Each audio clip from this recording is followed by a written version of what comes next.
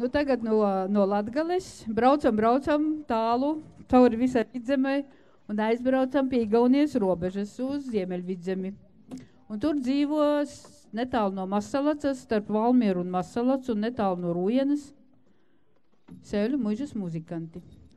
Sēļu muižas muzikantiem nākošu gadu janvārī sāksies 10. gads. 10 gadus es pie viņiem braucu un 10 gadus mēs muzicējam kopā.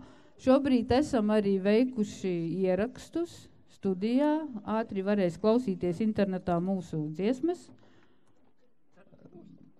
Satikušies esam nejauši pirms 10 gadiem, bet esam noturējušies. Bet mūsu kapela ir arī ne tikai latvieši, mēs dzīvojam pie Igaunijas robežas. Mums kapelā ir arī igauņu violnieks Raido, kas brauc no Pērnavas uz mēģinājumiem pie mums.